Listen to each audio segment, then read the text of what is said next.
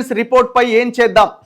కాళేశ్వరం కుంగిన ఘటనలో 39 మంది ఆఫీసర్లపైన చర్యలకు సిఫార్సు. వీరిలో ఎక్కువ మంది ఇరిగేషన్ శాఖలో కీలకమైన ఇంజనీర్లే.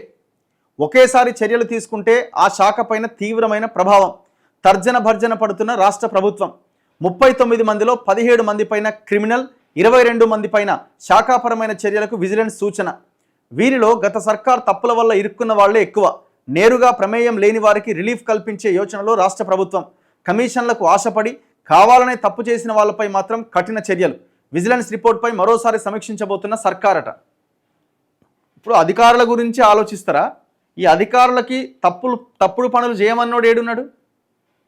తప్పుడు పనులు చేయమన్నోడు ఏడున్నాడు? అండ్ దాంతోపాటు ఓన్లీ మేడిగడ్డ, అన్నారం, సుందిలనే కనబడుతున్నాయా? మిగతా 90% ప్రాజెక్టు కాళేశ్వరం ప్రాజెక్టు మీద ఎంక్వైరీ ఏది? మల్లన్న సాగర్ ఉంది, టన్నెల్స్ ఉన్నాయి, కాలువలు ఉన్నాయి, కొండపోచం ఉంది, ఇంకా రిజర్వాయర్లు ఉన్నాయి.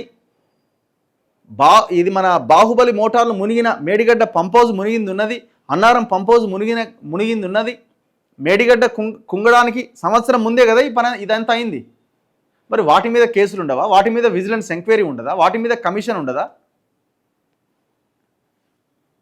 వీళ్ళు ఏదో తేల్చబోతున్నట్టు, ఏదో చర్యలు తీసుకోబోతున్నట్టు ఎందుకు ఈ డ్రామా, ఈ వార్తలు రాయించుకుంటారు?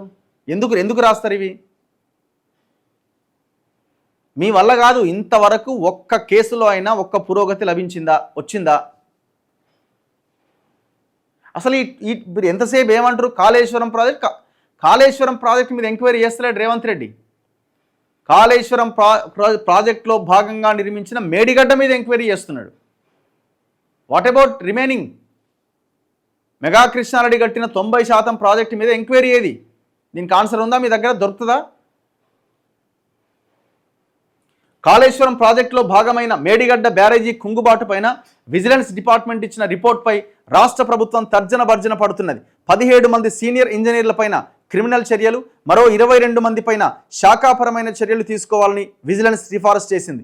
వీరంతా ఇరిగేషన్ శాఖలో కీలకమైన ఇంజనీర్లు కావడం, ఒకేసారి చర్యలు తీసుకుంటే డిపార్ట్మెంట్ కుప్పకూలే పరిస్థితి ఉండడంతో ప్రభుత్వం అయోమయంలో పడింది. ఇప్పటికే సీనియర్ స్థాయిలో అధికారుల కొరత వేధిస్తూ ఉండడంతో పెండింగ్ ప్రాజెక్టులు ముందుకు సాగట్లే.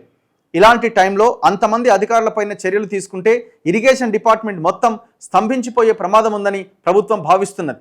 చర్యలకు విజిలెన్స్ సిఫారసు చేసిన అధికారుల్లో ఎక్కువ మంది గత సర్కారు చేసిన తప్పుల వల్ల ఇరుక్కున్న వాళ్లే ఉన్నారు. తప్పు అని తెలిసినా పైనుంచి వచ్చిన ఆదేశాలు పాటించామని, ఇందుకు తమను శిక్షించవద్దంటూ కొందరు ఆఫీసర్లు ఇప్పటికే ప్రభుత్వానికి మొరపెట్టుకున్నారు. దీంతో మేడిగడ్డ ఘటనలో నేరుగా ప్రమేయం లేని అధికారులకు రిలీఫ్ కల్పించే ఆలోచనలో రాష్ట్ర సర్కారు ఉన్నట్టు తెలుస్తున్నది. గవర్నమెంట్ ఏమన్నా మీ తాతలది మీ తండ్రులు సంపాదించిందా ఈ గవర్నమెంట్ ఏమన్నా? ఎందుకు రిలీఫ్ ఇవ్వాలా?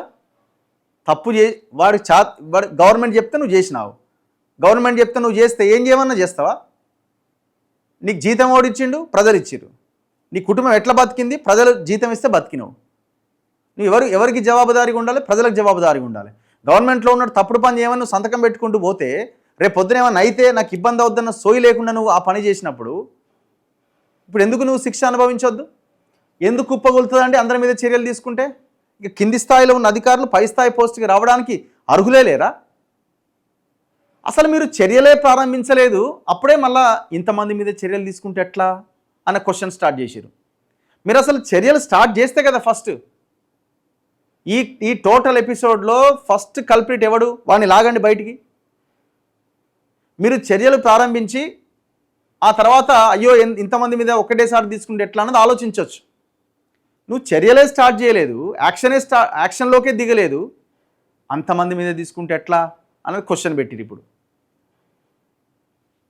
అంత దొంగ ఎంక్వైరీ ఇదంతా.